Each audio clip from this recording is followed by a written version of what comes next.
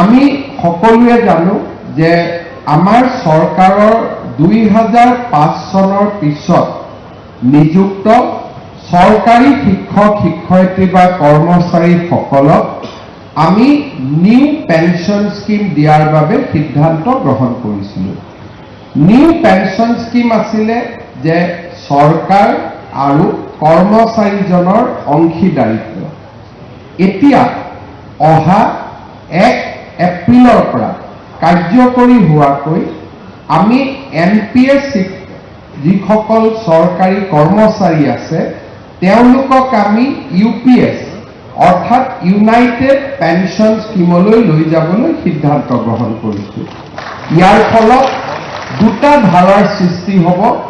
10 বছৰতকৈ কম চাকৰি থকা সকলে এটা নিৰ্দিষ্ট পেনশনৰ পুঁজি লাভ কৰিব আৰু যিসকলৰ আৰু এটা পিৰিয়ড চাকৰি তেওঁলোকে সমাপন কৰিব তেওঁলোকে সম্পূৰ্ণভাৱে চৰকাৰৰ পেনশন TADA বা যাক আমি ডিয়াৰনেছ এলাউন্স বুলি কওঁ এই গোটেইবিলাক পেনশনৰ লগত জড়িত হৈ পৰিব। মই ভাবোঁ যে আমাৰ অতিৰিক্ত শিক্ষকসকল যিসকল আছিল দুটা স্লেপত যাৰ 10 বছৰ চাকৰি আছে তেওঁলোকে এটা নিয়মত আৰু যাৰ 25 বছৰ চাকৰি আছে তেওঁলোকে এটা নিয়মত UPSৰ পৰা সুবিধা পাবলৈ সক্ষম হ'ব, যিটো অহা আমাৰ বিত্তীয় বৰ্ষৰ বাজেটত তাৰ প্ৰতিফলন ঘটিব। আৰু সেই বিষয়ে মই বহুত ডিটেইলছত ক'ব খোজা নাই, কিন্তু নিশ্চিতভাৱে যোৱা কালিলৈকে য'ত আমাৰ পেনশনৰ একেবাৰে সুবিধা নাছিলে এতিয়া আমি 10 বছৰ চাকৰি থকা সকলে চৰকাৰৰ পৰা এটা নিৰ্দিষ্ট পেনশন লাভ কৰিবলৈ আমি সক্ষম হ'ম। দ্বিতীয়তে চিকিৎসাৰ ক্ষেত্ৰত মুখ্যমন্ত্ৰীৰ লোকসেৱা আৰোগ্য যোজনা। এই যোজনাৰ জৰিয়তে আমাৰ বেমাৰ আজাৰ হোৱাৰ লগে লগে আমি চৰকাৰৰ পৰা সম্পূৰ্ণ ট্ৰিটমেণ্টৰ বাবে প্ৰয়োজনীয় ধন লাভ কৰিব পাৰিম। আৰু আজি নিয়মীয়া হোৱা কৰ্মচাৰীসকলক মই অনুৰোধ কৰিম যে আমাৰ চাকৰিত যোগদান কৰাৰ পিছত প্ৰথম দৰমহা পোৱাৰ লগে লগে আমি যাতে নিজক মুখ্যমন্ত্ৰী লোকসেৱা আৰোগ্য যোজনাৰ অধীনত আমি নিজকে যাতে অন্তৰ্ভুক্ত কৰি লওঁ। ইয়াৰ ফলত আমি ৰেগুলাৰ মেডিকেল ৰিইম্বাৰ্সমেণ্ট পাবলৈ সক্ষম হ'ম। CGHC চেন্ট্ৰেল গভৰ্ণমেণ্টৰ ৰেট অনুসৰি বা তালিকা অনুসৰি আমি নিৰ্দিষ্টভাৱে এই সুবিধাসমূহ যি নিয়মীয়া চৰকাৰী কৰ্মচাৰীয়ে পাব পাৰে সেইখিনি সুবিধা আমি লাভ কৰিবলৈ সক্ষম হ'ম।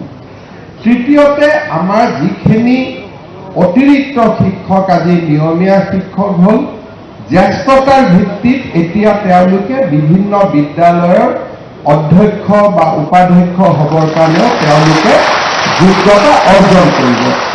আৰু সেই ক্ষেত্ৰত আজি ইমান দিনে আমাৰ যি বাধা আছিলে যে অতিৰিক্ত শিক্ষক কাৰণে আমি কেতিয়াও হেডমাষ্টাৰ হ'ব নোৱাৰোঁ বা প্ৰধান শিক্ষক হ'ব নোৱাৰোঁ, অধ্যক্ষ হ'ব নোৱাৰোঁ, সেই বাধা আজিৰ পৰা আঁতৰি যাব। আন শিক্ষকৰ লগত যেনেকৈ জ্যেষ্ঠতা হ'ব পাৰে তেনেকৈ আপোনালোকেও এটা জ্যেষ্ঠতাৰ ভিত্তিত নিজৰ নিজৰ কৰ্মক্ষেত্ৰত অগ্ৰসৰ হ'ব পাৰিব। ইয়াৰ পিছত আমাৰ চৰকাৰে অলপতে ষ্টেট বেংক অফ ইণ্ডিয়াৰ লগত কথা পাতি কেইটামান চৰকাৰী কৰ্মচাৰীৰ বাবে বিশেষ সুবিধা পাবলৈ সক্ষম হৈছে। ইয়াৰ ভিতৰত এটা সুবিধা হ'ল যে আমাৰ যদি এক্সিডেণ্ট হয়, আমি ভগৱানে নকৰক কাৰোবাৰ যদি এক্সিডেণ্টেল ডেথ হয় বা কোনোবা যদি পাৰ্মানেণ্টলি দুৰ্ঘটনাত ক্ষতিগ্ৰস্ত হয় তেওঁলোকলৈকে 1 কোটি টকা পৰ্যন্ত পৰিয়ালে পাব পৰা এটা বিশেষ ব্যৱস্থাৰ সুবিধাও এতিয়াৰ পৰা আমাৰ কৰ্মচাৰীসকলৰ পৰিয়ালে লাভ কৰিব।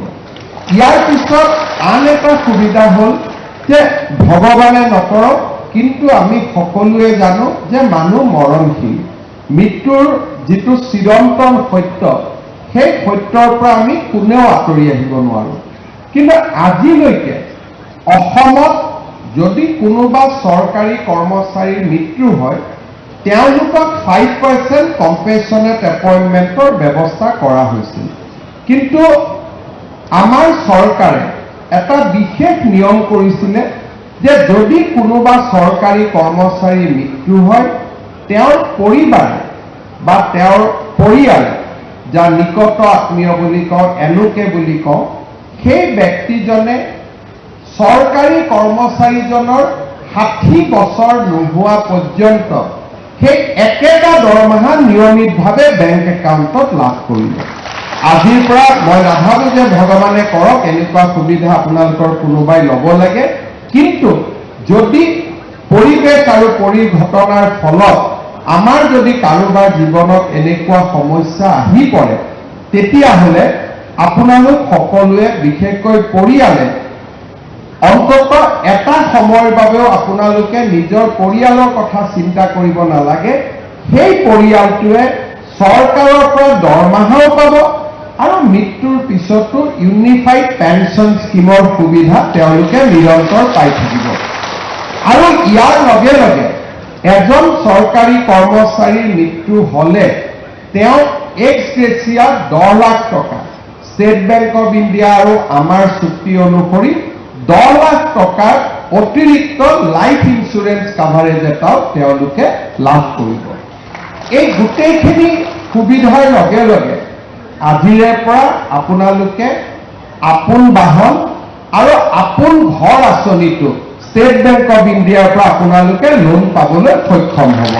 আৰু আপোনালোকে জানে যে এই লোন আগতে 15 লাখ টকা আছিল, এইবাৰ চৰকাৰে এই লোনৰ সীমা 30 লাখ টকালৈকে বৃদ্ধি কৰিছে। গতিকে 15 লাখ টকাৰ স্থানত আপোনালোকে 30 লাখ টকা পৰ্যন্ত লাভ কৰিব পাৰিব।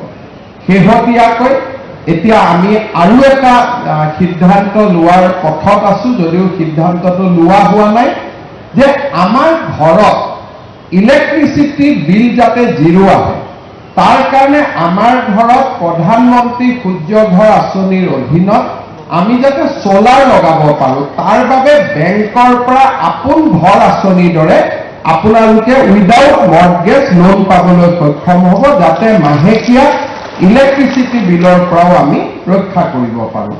অৰ্থাৎ আজি আপোনালোকৰ এই অতিৰিক্ত শিক্ষকৰ পৰা নিয়মীয়া শিক্ষকলৈ হোৱা এই যাত্ৰাৰ প্ৰথম যিটো সুবিধা আনি দিব সেইটো হ'ব পৰিয়ালটোক এটা সুৰক্ষা চক্ৰৰ মাজলৈকে লৈ যাব। আজি মই গৌৰৱ অনুভৱ কৰোঁ, আমাক বহুতে বিভিন্ন ধৰণে কথা কৈ থাকে, কিন্তু কোনোবা চৰকাৰী কৰ্মচাৰীৰ মৃত্যু হ'লে আজি অসম চৰকাৰে যি সুৰক্ষাৰ চক্ৰ তেওঁলোকক দিব পাৰে, ভাৰতৰ কোনো ৰাজ্যত কোনো চৰকাৰী কৰ্মচাৰীক এনে সুৰক্ষা দিব পৰা নাই। আৰু এই সুৰক্ষাৰ কাৰণে আজি অসমৰ বিভিন্ন চৰকাৰী কৰ্মচাৰী উপকৃত হৈছে। আৰু কৃতজ্ঞ পৰিয়ালসমূহক মই যেতিয়া লগ পাওঁ তেওঁলোকে স্পষ্টভাৱে তেওঁলোকে আমাক জনায় যে ছাৰ আপোনালোকে লোৱা সিদ্ধান্তৰ কাৰণে প্ৰতি মাহৰ 1 তাৰিখে মোৰ স্বামীৰ মৃত্যুৰ পিছতো মোৰ একাউণ্টত দৰমহা একেই ধৰণে আহি আছে। এনেকুৱা ধৰণৰ সুৰক্ষা চক্ৰ কোনো ৰাজ্যতে আজিলৈকে কোনো চৰকাৰে দিব পৰা নাই। যোৱাবাৰ একাউণ্টেণ্ট জেনেৰেল অফ আছামে ইয়াৰ ওপৰত এডভাইচ কমেণ্ট দিয়াৰ পিছতো আমি ৰাজ্য চৰকাৰৰ কৰ্মচাৰীসকলৰ বৃহত্তৰ স্বাৰ্থৰ খাতিৰত এনেধৰণৰ সিদ্ধান্তসমূহৰ লগত আমি খুব দৃঢ়তাৰে সৈতে থিয় দি আছোঁ। আৰু তাৰ ফলত আজি ৰাজ্য চৰকাৰৰ কৰ্মচাৰীসকলে আটাইতকৈ বেছি নিৰাপত্তাৰ সুবিধা পাব পাৰিছে।